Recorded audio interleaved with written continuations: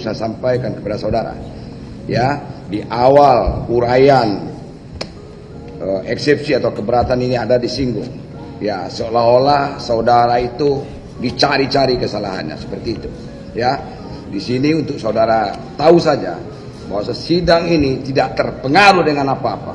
Biar saudara tahu, ya, kami tidak ada tendensi politik apa, kami bebas dari masalah politik. Jadi nanti jangan saudara nanti beranggapan pengadilan ini juga alat politik. Tidak. Kami lembaga yudikatif terbebas dari semuanya itu. Oleh karena itu kalau memang dari surat dakwaan ini nanti ada terbukti, ya saudara salah. Kalau terbukti menurut hukumnya, saudara dinyatakan bersalah, akan kami hukum. Tapi kalau dari bukti-bukti yang ada tidak mencukupi, sehingga saudara tidak terbukti melakukan tindak pidana sebagaimana yang didakwakan, demi hukum saudara harus kami bebaskan. Begitu, Pak. Mantap.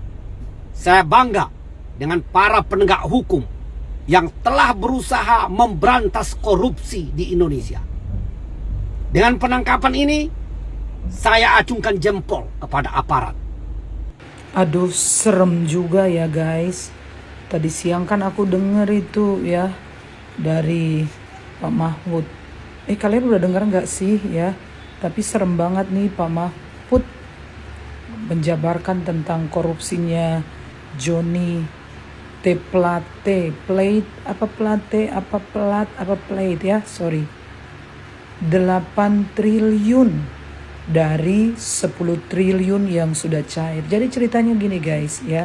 Nama proyek ini adalah Base Transceiver Station, ya seperti membangun tower gitu ya, disingkatnya adalah BTS, dengan total anggaran 28 triliun. Gila, kayak apa duit segitu ya.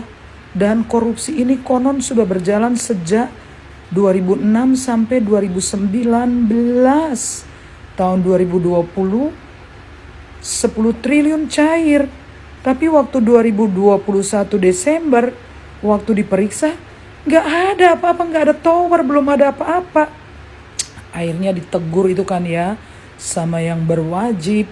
Lalu minta waktu mereka sampai Maret. Nah setelah Maret, jadi 1.200 tower dari yang seharusnya 4.200 tower.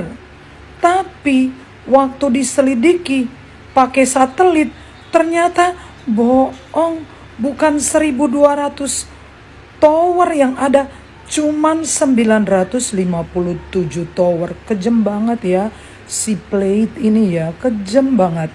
Guys, kalian tahu nggak, kita itu kalau berobat BPJS ya, yang ngantri minta obat, kita tuh makan obatnya kan harus yang generik gitu kan ya. Kita kalau ngantri berobat ke rumah sakit pakai BPJS itu ya, ngantri untuk bisa ditensi aja gitu bisa 2 jam, lu sampai nangis kalian.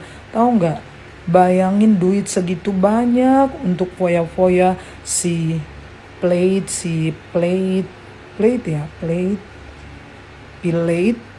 apa Place ya. Aduh, rasanya nangis ya, rasanya nangis, marah ya. Kita ini sebagai rakyat biasa, ibu-ibu ya, bongkar tuntas lupa ya. KPK jebloskan seekor-ekornya, wajib menderita sengsara di balik jeruji.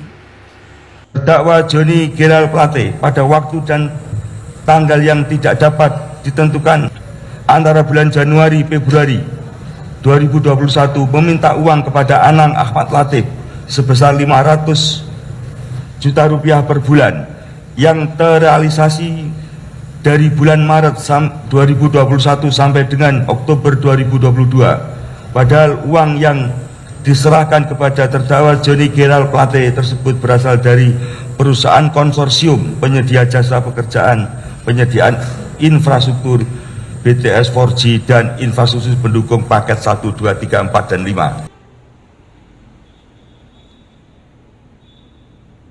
Sebenarnya harus mengkaji ulang apakah itu benar. Saya kecilkan ulang Dalam proses itu saya berkontemplasi. Sampai sejauh ini saya berpikir positive thinking, nggak ada itu intervensi. Jauh ini. Tapi kita nggak tahu esok hari. Nggak tahu siapa yang garantir bahwa kasus ini tidak diintervensi. Mungkin sekarang, saat ini tidak. Besok, lusa, minggu depan, bisa saja terjadi. Jadi tanggapan saya, semuanya, apabila kita sayang pada negeri ini, terlalu mahal dia untuk diborgol. Dalam kapasitas diri, sebagai menteri, sebagai sekjen partai, Sebenarnya, biarkanlah para aparat hukum melakukan tugasnya. Jangan kalian ricukan dengan banyak hal, banyak opini, dan seolah-olah ini ada intervensi politik. Kalau bukan hari ini, mungkin besok. Kenapa mencurigai? Apakah itu biasa kalian lakukan sehingga mencurigai elit politik lainnya? Seolah-olah ada intervensi.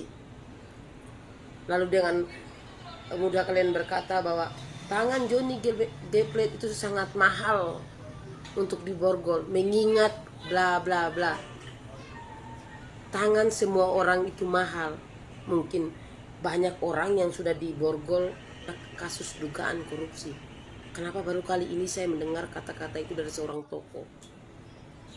Saya adalah salah satu orang yang pernah mengumpulkan fotokopi KTP dalam mendukung Partai Nasdem ketika pembentukan partainya waktu itu. Karena di situ ada harapan baru, sebuah restorasi yang diharapkan. Namun melihat kasus Johnny yang belakangan ini marak dibicarakan dan begitu banyak opini yang bertebaran, saya merasa lelah. Mulut saya rasanya ingin berteriak. Ada apa sih dengan para elit politik? Kenapa ketika seorang tokoh yang tersandung kasus, mulai ada intrik politiknya, mulai ada macam-macam yang masuk, kenapa tidak membiarkan para pakar hukum, para aparat melakukan tugasnya? Seharusnya kalian membangun sinergi yang sehat, yang bagus antara DPR, masyarakat, pemerintah, dan juga para aparat hukum, sehingga kasus yang merugikan bangsa ini dapat diselesaikan. Bukannya malah menggiring opini seolah-olah ada intervensi politik di dalamnya. Saya jadi teringat pada undang-undang perampasan harta para korup yang sangat bertele-tele itu. Sebenarnya ada apa sih? Kenapa undang-undang yang justru untuk mengembalikan kerugian negara seolah-olah sangat susah, sedangkan hal-hal lain yang kira-kira bisa mendapatkan keuntungan sangat mudah untuk disetujui? Anggaran ini, anggaran itu, anggaran itu. Ya, saya sebagai masyarakat itu berpikir ya, proyek itu ditangani oleh Johnny G. Plate dan bertahun-tahun tidak selesai. Bahkan ada video yang beredar bahwa sampai besi-besi itu dipenuhi rumput. Ya, itu bisa menguatkan dugaan. Jadi salah maras, mari kita ikuti proses dari aparat hukum.